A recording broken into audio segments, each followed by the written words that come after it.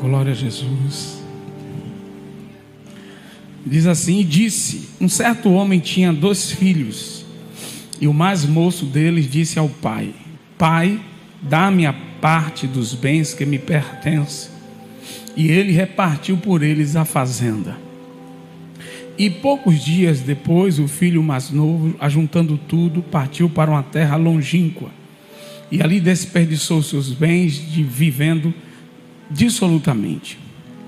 E havendo ele gastado tudo, houve naquela terra uma grande fome, e começou a padecer necessidades. E chegou-se a um dos cidadãos daquela terra, o qual o mandou para os seus campos a apacentar porcos.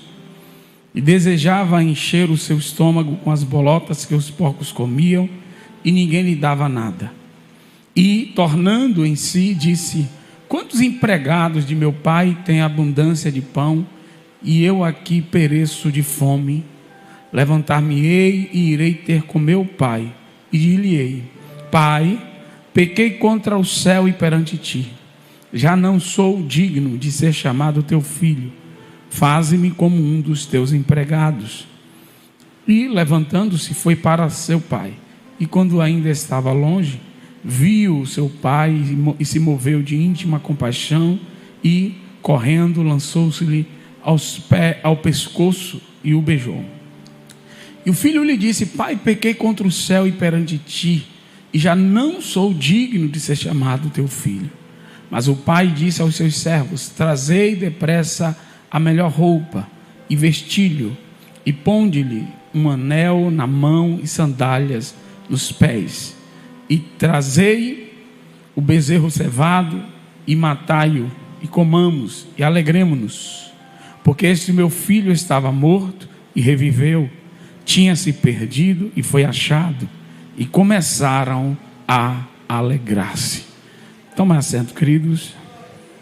Glória a Deus. A parábola do filho pródigo, ela é uma sequência de 3 parábolas. Parábola da ovelha perdida, da dracma perdida e do filho pródigo. A palavra pródigo significa gastador, né? Às vezes a gente chama filho pródigo, parece que a palavra pródigo é um outro significado, né? Pródigo é alguém que gasta, é alguém esbanjador, né?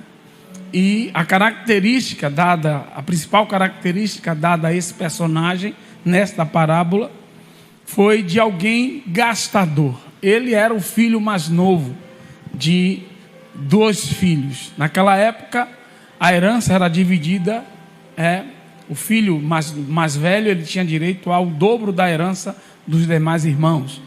Então, o filho mais novo tinha direito a 1/3, né, da herança do pai. Mas é interessante aqui que nós vamos adentrar aqui dentro de uma ótica da seguinte pergunta: o que Deus, diga comigo, o que Deus tem para me ensinar hoje? Diga de novo: o que Deus tem para me ensinar hoje? Eu quero olhar para esse texto hoje em busca de respostas, porque nós estamos aqui vendo um Deus que é pedagogo, que ensina, ou andragogo, que ensina, que ele não é um Deus totalitário,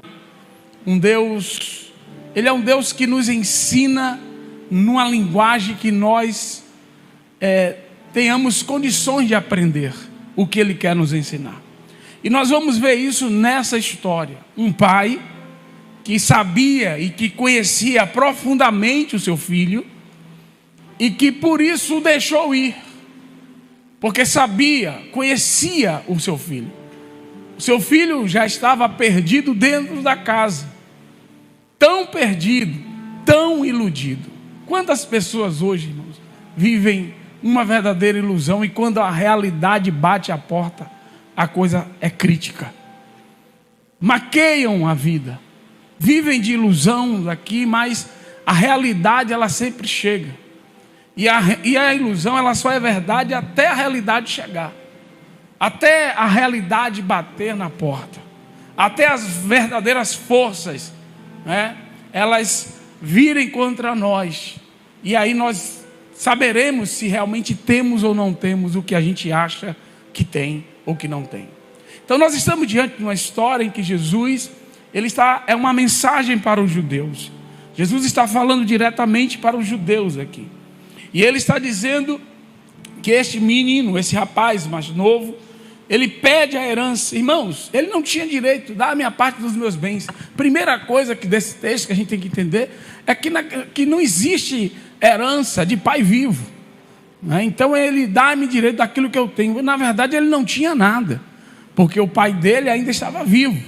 Ele só teria alguma coisa se o pai estivesse morto. Então, na verdade, ao pedir a herança ao pai, ele estava desejando a morte do pai. É como se o pai já não existisse mais para ele. É como se a presença do pai já não fizesse mais sentido na vida dele. É como se o pai agora estivesse atrapalhando o seu crescimento, atrapalhando, o seu desenvolvimento.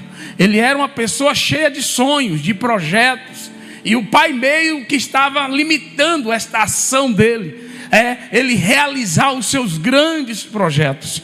E o pai tem esta função, a função de limitar, a função de dar limites ao filho, porque o pai conhece, aleluia, a nossa estrutura. Olhe para o irmão e diga assim: o pai conhece a tua estrutura. Ele sabe até onde você pode ir. Ele sabe o que realmente, aleluia, você sabe e o que você não sabe. E Jesus está trazendo esta história para nos dar, aleluia, um recado claro, assim como ele deu para os judeus. Irmãos, Deus, ele é um Deus que nos ensina. Ele quer nos ensinar.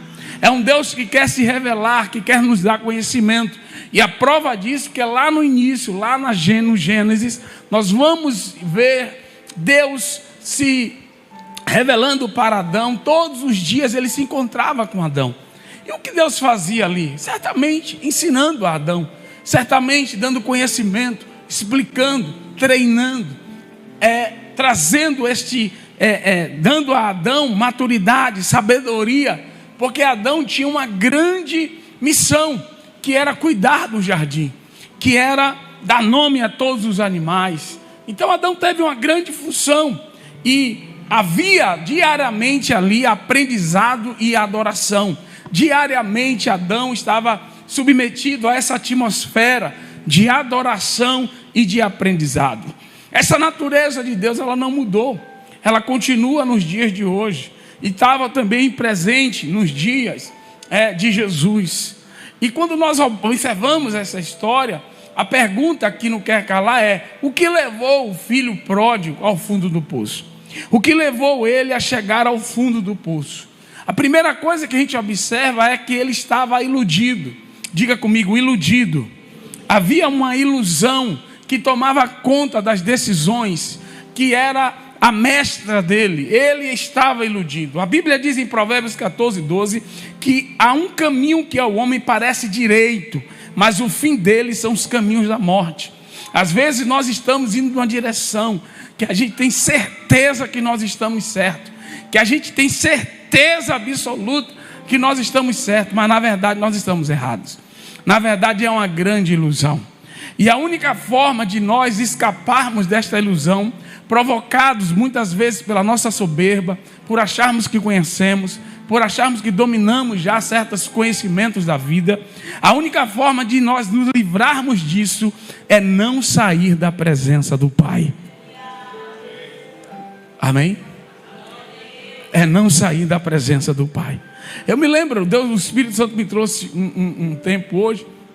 Uma vez eu era pastor auxiliar de uma igreja, e estava bem, e eu conheci um pastor, um amigo, homem de Deus, pastor de uma grande igreja, e ele me fez uma proposta para estar com ele, para trabalhar com ele como pastor auxiliar, e a proposta era irrecusável, casa maravilhosa, era tudo assim, sabe? E a gente ficou assim agoniado, a gente ficou, Gisele mesmo quando foi olhar a casa ficou maravilhada, e aquela coisa, e aquilo tomou conta do nosso coração, e a gente tinha certeza que era de Deus, Mas aí, a gente foi conversar com o pastor nosso, na época. E antes de conversar com o pastor, a gente tinha ido num lugar com uma pessoa que era usada por Deus. E quando chegou naquele lugar, rapaz, aquela pessoa foi tomada e trouxe uma profecia que parecia que era com a nossa vida.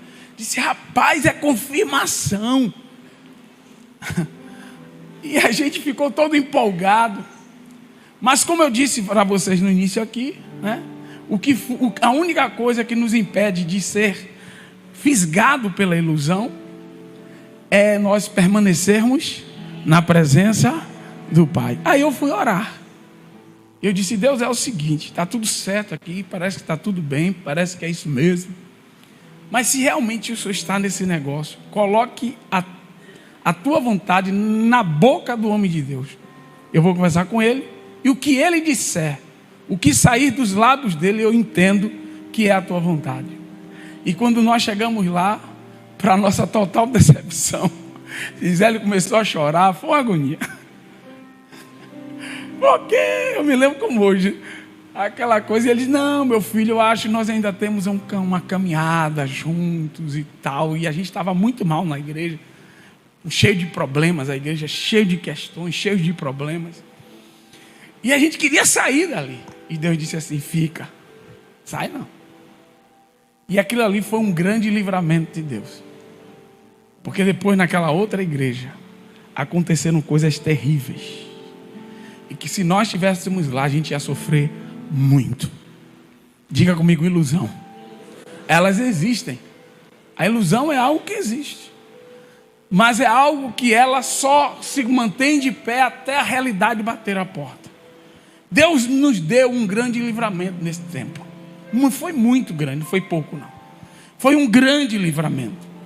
E este filho, ele não foi falar ao pai, ele foi determinar o pai. Ele não fez como eu fiz. Claro que eu já aprendi com ele, né? Na verdade.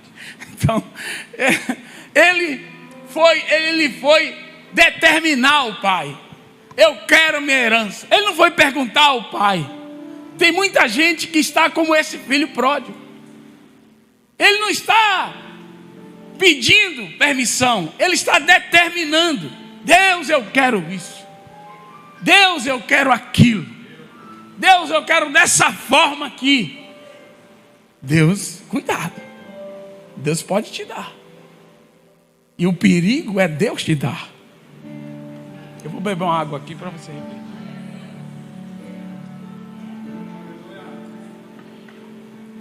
É perigoso quando Deus te dá. Quem está me entendendo aqui? Irmãos, a Bíblia diz que o mundo passa e os seus desejos. Mas aquele que faz a vontade de Deus, do Pai, esse permanece para sempre. Tem muitos desejos, a gente quer muita coisa. Irmãos, quando a maturidade começa a chegar na sua vida, você começa a perceber que tem coisas que você não vai ter. Porque se você for para aquele lado, você vai sair do propósito de Deus. Você vai gastar tempo com coisas que estão totalmente fora. Mas você quer, mas eu queria. Mas não vai poder. E isso é ser adulto.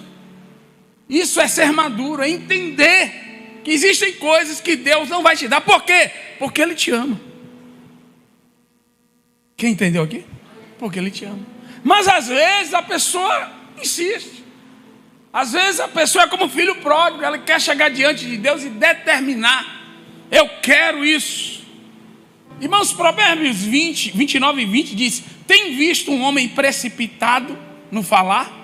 Maior esperança há para um tolo do que para ele. Se precipitado no falar é pior do que o tolo, imagine a pessoa que é precipitada em tudo.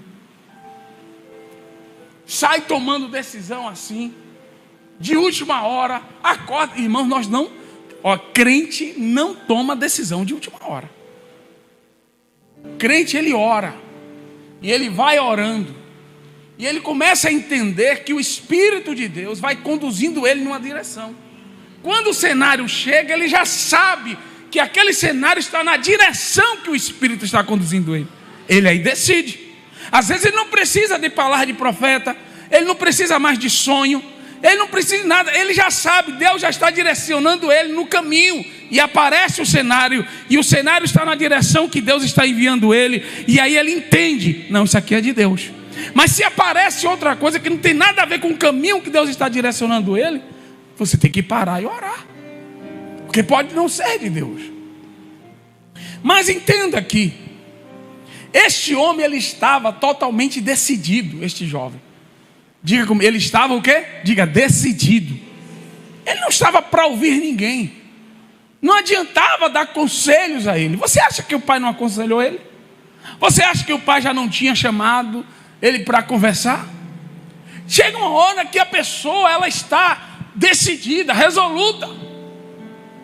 Sabe? Olha o que Provérbios diz. Hoje eu vou citar alguns provérbios. Na verdade, esse é o último. Diz assim, 29:1. O homem que muitas vezes repreendido, não dobra, olhem para mim, não dobra a sua nuca, ou a cerviz, né? Que é isso aqui, ó. Não dobra a sua nuca, de repente será completamente quebrado em pedaços, sem que haja cura. Eu li aqui na versão literal, a versão da Bíblia LTT, que eu achei melhor para explicar. Vou repetir na versão aqui. O homem, desculpa, que muitas vezes é repreendido, não dobra a sua nuca, de repente, diga comigo, de repente, será completamente quebrado em pedaços, sem que haja cura. Então o pai disse, você quer? O pai fez o cálculo lá das terras, da fazenda, quanto valia, pegou um terço do valor e deu a ele. Vai embora, pode ir. E ele pegou aquele dinheiro. Era um homem rico agora. Na verdade ele já era, ele só não sabia. Tem gente que precisa perder para entender o que é que tinha antes.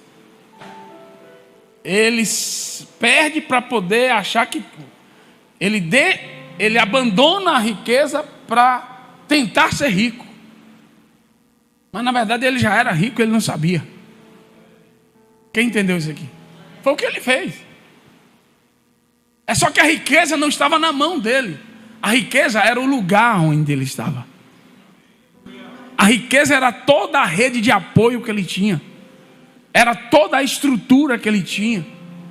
É como uma empresa, às vezes. Às vezes você quer sair de uma empresa porque a outra te ofereceu um salário maior.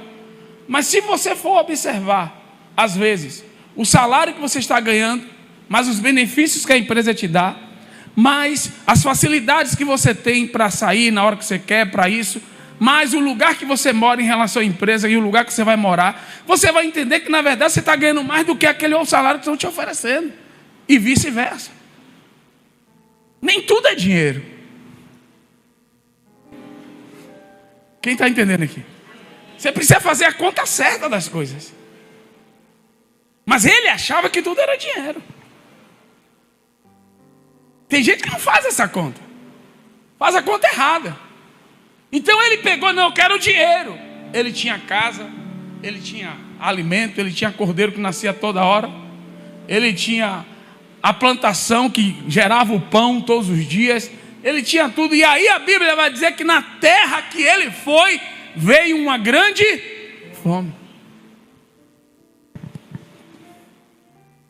Mas na fazenda, o trigo continuava crescendo. Quem está me entendendo aqui? As ovelhas continuavam parindo. As ovelhas continuavam o quê? Parindo. Havia abundância da parte de Deus. Então nós precisamos entender e perceber o ambiente que o Senhor nos coloca. O que é a bênção de Deus? Deus quer nos ensinar isso. Porque este jovem, ele não entendeu isso. E quando a fome veio na terra, ele gastou tudo. A Bíblia diz que ele gastou, claro, o filho pródigo, o filho gastador. Ele fez aquilo que ele já estava dentro dele. Ele desperdiçou todos os seus bens, vivendo dissolutamente. Eu entendo, uma opinião minha, que ele já era um gastador na casa do pai. Só que o pai dava limites a ele. Ó, a sua pensão é essa aqui, ó. Não, mas o senhor não podia me dar isso aqui, não. Ou esse mês é isso aqui. Eu não sei se Deus já te disse não, você tendo condições de comprar algo, e Deus disse assim, não compre. Já aconteceu comigo. Eu querendo comprar, Deus disse, não, você não vai comprar isso aí não. Mas tem gente que não está nem aí, não pergunta a Deus. Irmão, se você vai comprar alguma coisa de alto valor, você tem que perguntar a Deus. É o que eu acho. Ou você tem que analisar as coisas. Ver se realmente você precisa daquilo. Não se tornar, porque às vezes a gente vai reclamar com Deus. Ah, mas eu sou dizimista, eu sou isso, mas a minha vida... Não. Claro, você tá gastando com coisas que não é pão. Você está gastando de uma forma dissoluta, desordenada, né?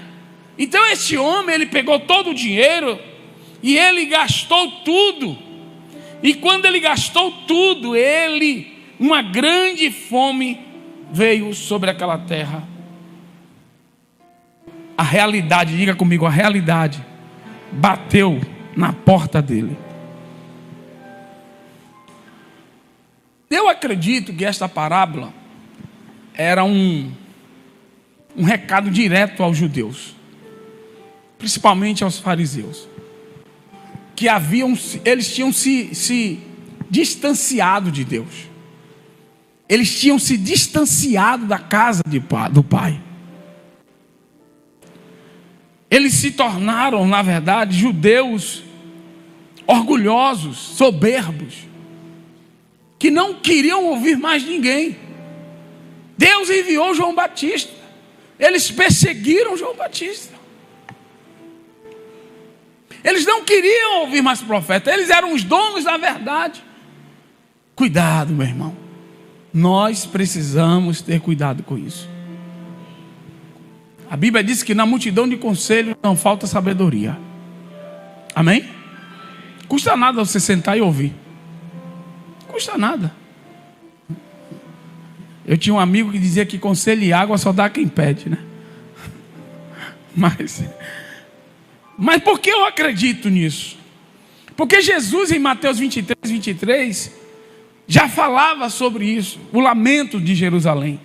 Ele diz: Jerusalém, Jerusalém, que mata os profetas, e apedrejas os que te são enviados. Quantas vezes quis eu ajuntar os teus filhos, como a galinha ajunta os seus pintos debaixo das asas, e tu não quiseste. Eis que a vossa casa vos é deixada deserta. Jesus profetizou a destruição de Jerusalém. Eles não queriam ouvir. Jesus queria juntá-los como a galinha junta os seus pintos. Falando de pintinho ou pinto, eu fiquei sabendo que o diminutivo de pinto é pintainho. Eu fiquei complexado com isso, né? Brincadeira aqui. Então, como a galinha junta os seus pintos, ele queria guardar, proteger, mas também dar limites. Porque quando o pinto vai para debaixo das asas, ali ele guarda, ali protege, ali tem tudo, mas também tem um limite. Não saia de debaixo das minhas asas. Deus está falando com você. Não saia de debaixo das minhas asas. Ande nos meus limites. Ande nos limites que eu estabeleci para você. E você será guardado por mim. Você será protegido por mim. Você será alimentado por mim. Mas eles não quiseram ouvir. O orgulho, a vaidade, a soberba fizeram com que eles montassem um inquérito falsificado contra Jesus, condenasse Jesus. E Jesus profetizou que sobre aquele lugar não ficaria pedra sobre pedra. No ano 70, o imperador Titus Flávio ordena a destruição de Jerusalém. E não ficou pedra sobre pedra. O templo foi destruído no ano 70. Mas não ficou por aí. Porque eu estou falando aqui de que o homem ele estava numa terra, diga comigo, deserta, e tinha o quê? Fome. Ao ponto dele querer comer o quê? As bolotas, a comida dos porcos. Deixa eu te falar, os judeus não criam porcos, porque é um animal impuro para eles. Eles não criam porcos. Então quando Jesus coloca um judeu dentro de um chiqueiro, desejando comer as bolotas de um porco, Jesus está dizendo assim: ali é o fundo do poço para um judeu. E Deus estava dizendo para eles: eu vou levá-los até o fundo do poço. Irmãos, cuidado, que o amor de Deus tem algumas coisas estranhas. Porque para te resgatar, para te ter de volta, Deus está disposto a te levar no fundo do poço. Todo material, eu aprendi isso na aula de engenharia, todo material tinha chamado de tensão de cisalhamento. É a tensão de ruptura. É quando o material quebra. Todo material. E não se engane, cada um de nós temos esse ponto, essa tensão. Deus sabe qual é o ponto em que você quebra. Sabe o que é o mais terrível disso? É que Deus está disposto a te levar a esse ponto. Quebrar você. Para você reconhecer. Porque foi quando ele está ali desejando a comida dos porcos. Irmãos, é muito forte isso aqui. Que aí a Bíblia diz que ele cai em si. Ou seja, a ilusão é quebrada. O encantamento cai por terra e ele volta à realidade. Ele é mandaias. Aleluia. Irmão, Jesus estava disposto, no ano 135. Não sei se pouca gente sabe disso aqui. O imperador Adriano deu ordem. E ele fez um cerco em Jerusalém. E o cerco foi tamanho que os judeus tiveram que matar os filhos para comer. Ele expulsou os judeus de Jerusalém.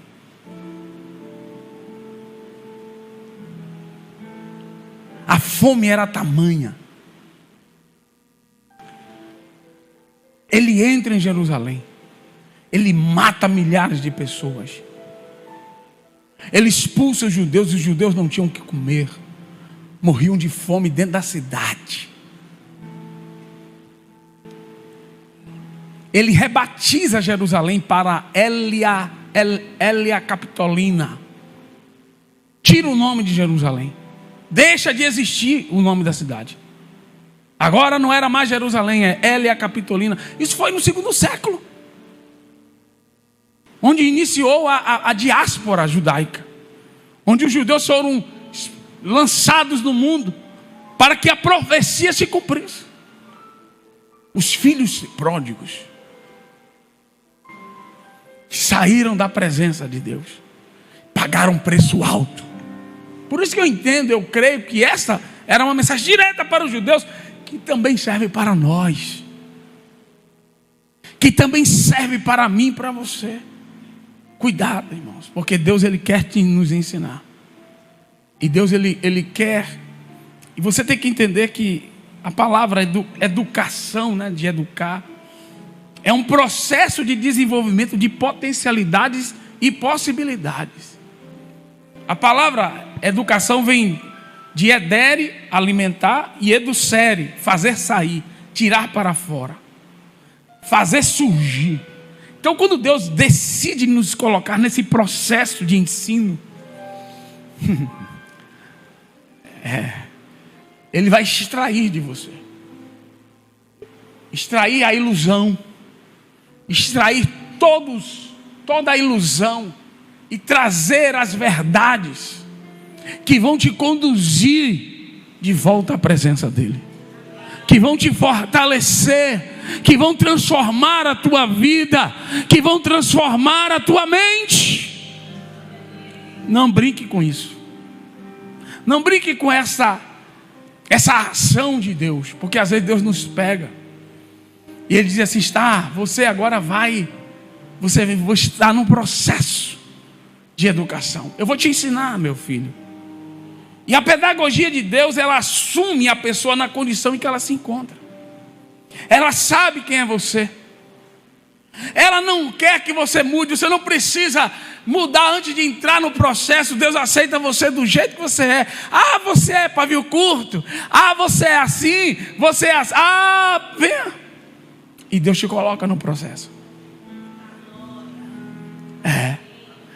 Então, o pai deixou o filho ir, irmãos. Você está entendendo o que é isso aqui? O pai disse assim: não, você quer? Pode ir. Você quer pai, quer mãe? Você já entendeu isso aqui? É Deus. Deus, Ele é assim. Ele assume você. Ele na condição. Então você quer sair? Então pode ir. Eu vou te conduzir. Eu vou acompanhar você. Então Deus, Ele respeita pacientemente o ritmo de cada um.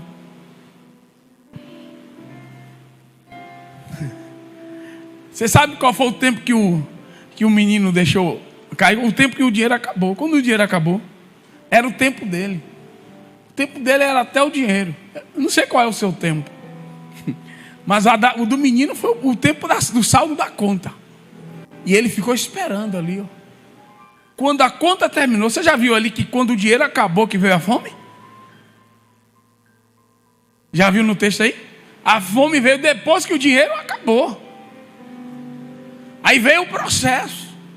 Aí foi a humilhação. Aí foi descendo. E Deus está dizendo para mim e para você: eu vou deixar. Vá. Pode ir. Então, irmãos, Deus usa a parte da realidade que é concreta. Deus usa os fatos da vida do homem para falar com você. Aí, você já se imaginou como é que você estava há tantos anos atrás? Você está bem agora? Você está melhor do que você estava há 5 anos atrás? Essa decisão que você tomou te fez melhor ou não? Você cresceu ou diminuiu? Quem está me entendendo aqui? Sabe, Deus usa isso. E aí Deus vai fazer com que você cresça de forma progressiva, gradual. E aquele jovem, ele foi aos poucos se apercebendo de que ele era uma pessoa imatura, de que ele na verdade não sabia nada, e de que ele jamais deveria ter saído da casa do Pai, da presença, dos limites estabelecidos por Deus.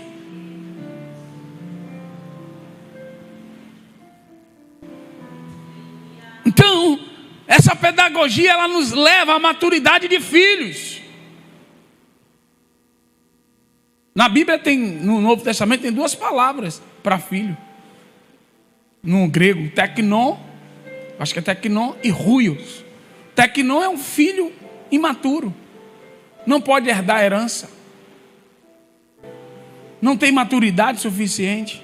O ruios é o filho maduro, adulto, que pode receber a herança. E o que é que Deus quer nos levar? Deus não quer que nós sejamos o tempo todo teknon. Deus, Ele quer que nós amadureçamos. Amém, irmãos? Por quê? Porque Ele quer te dar herança. Ele quer que as promessas se cumpram na tua vida. Ele quer te entregar tudo aquilo que Ele te prometeu, meu irmão. Aleluia. Mas como você está resistindo, o que é que Ele vai fazer? Ele vai deixar você ir até o limite, ao ponto de cisalhamento, até você quebrar. Mas você pode desistir antes. Eu desisti antes. Eu tomei uma porrada tão grande que eu me ajoelhei e disse assim: olha, chega, agora é com o Senhor. Eu fiz essa oração. Estou parando aqui, não faço mais nada, porque a porrada foi grande. Eu não quebrei não, mas tinha tudo para quebrar. Eu me lembro, eu me ajoelhei na sala da minha casa, morava sozinho, dobrei meu joelho e disse assim: olha, desisti, viu, de brigar com o Senhor. O que é que o Senhor quer que eu faça agora? Diga aí que a gente está aqui para fazer.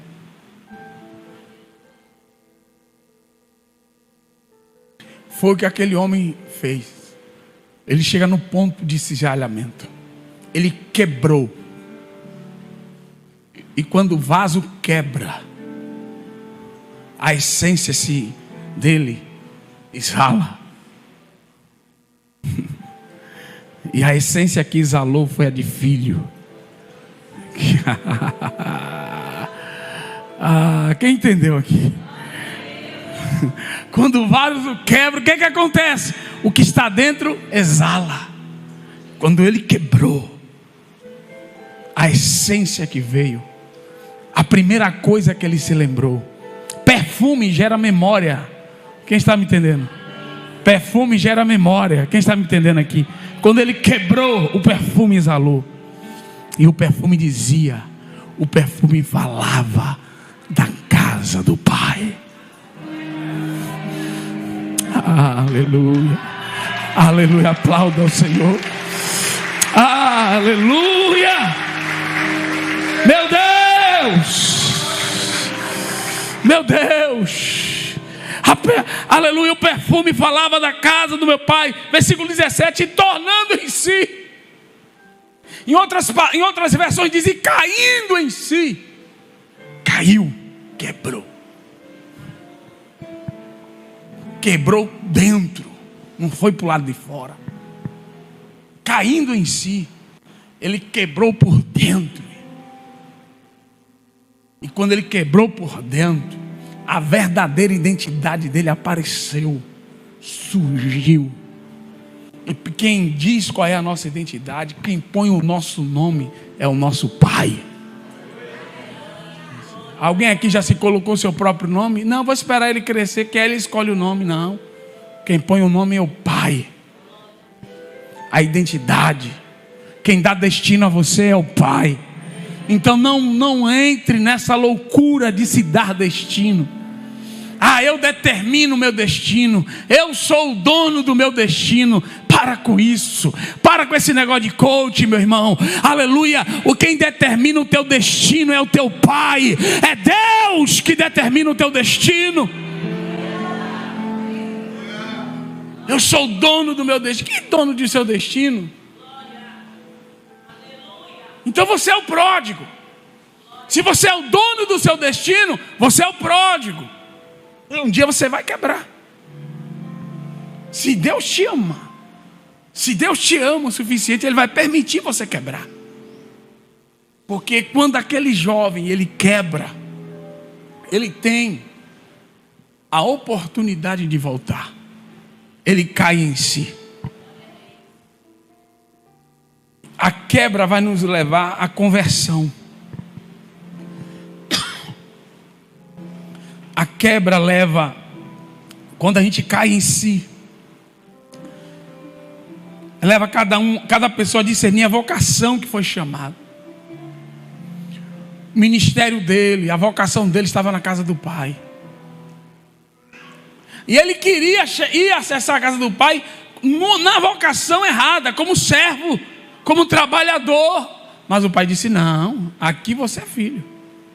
Foi para isso que você foi gerado.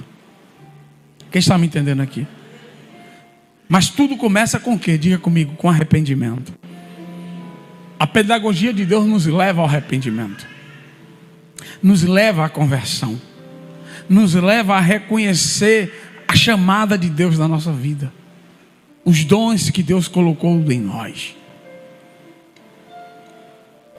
Então Deus conhece nossa estrutura, e Ele está disposto a ir até o limite da quebra, para nos trazer de volta à sua presença.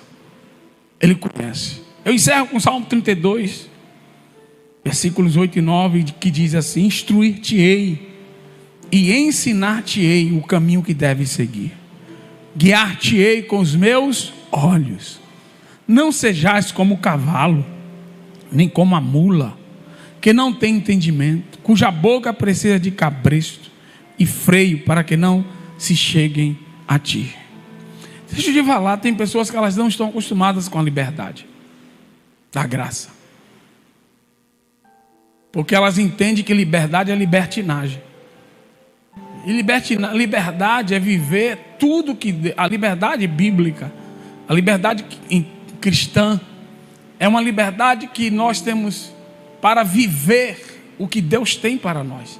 Não é para viver aquilo que a gente acha que tem que viver. Isso é libertinagem. Então Cristo, Ele nos libertou do império das trevas, das cadeias do pecado, para que nós pudéssemos viver tudo aquilo que Ele projetou para nós. E a Bíblia diz que a vontade de Deus, ela é boa, agradável e perfeita. Então não existe nenhum plano aqui na terra, nenhum plano gerado no coração de nenhum homem que vá sobrepujar aquilo que Deus tem para a tua vida. Então nesta manhã, aceita, meu irmão, este plano, abraça, aleluia, o projeto que Deus tem para você.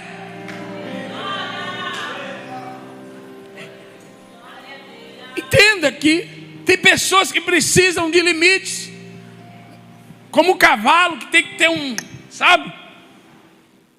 tem que puxar. Tem pessoas que são como a mula, lentos, e tem que mas Deus, Ele quer te guiar pela voz dEle.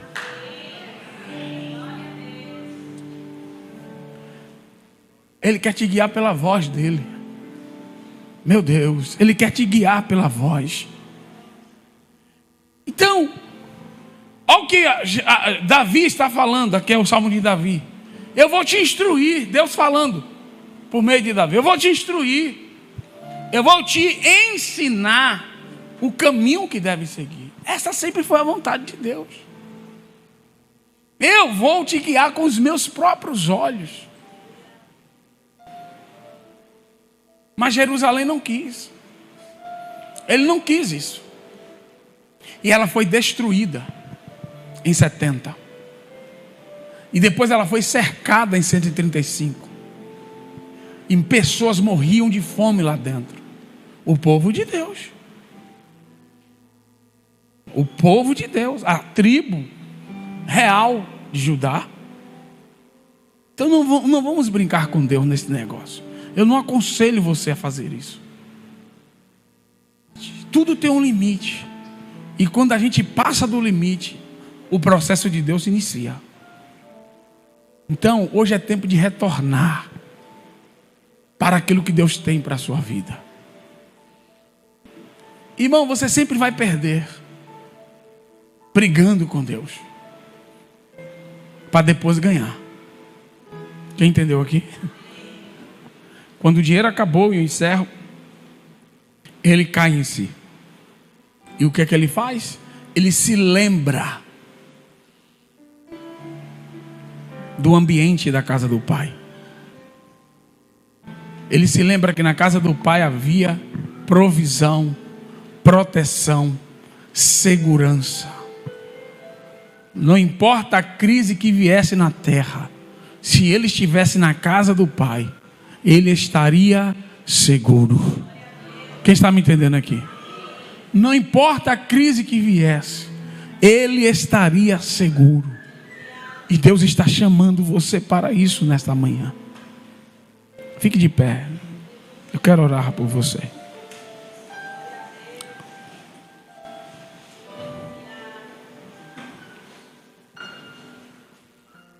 Eu já desisti, eu não sei se você, mas eu já desisti.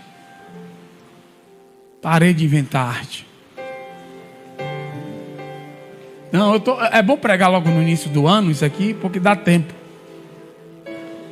Imagine eu pregar isso em dezembro. Meu Deus do céu, um bocado de gente aqui se acaba. Não, é melhor no início do ano. Que tem essa ideia, né, de início, né? Início de processo. Se eu prego em dezembro, é por isso que nada deu certo. Não. Já esqueci, né? Cada ano tem sua história. E Deus quer escrever uma nova história para você. Deus quer te dar uma nova história. Amém? Ele quer fazer isso com você hoje. E Ele está te chamando para essa caminhada, essa jornada de volta para o propósito. As primeiras coisas que o Pai faz é dar a sandália. Diga comigo, dar a sandália. Porque naquele tempo só escravo andava descalço. Então a primeira coisa que o Pai fez com ele foi restaurar a identidade de filho. Depois deu a roupa. Depois o anel. Por que o anel? Eu creio que antes ele não tinha o anel. Porque o anel é a autoridade. Quem está me entendendo aqui? Para falar no nome da família. Sabe o que é que o pai está dizendo? Agora você amadureceu. Agora você aprendeu a tomar decisões. Toma o anel. O anel tinha um sinete da família. Ele podia tomar decisões. Quem está me entendendo aqui? Então Deus quer te trazer para este lugar.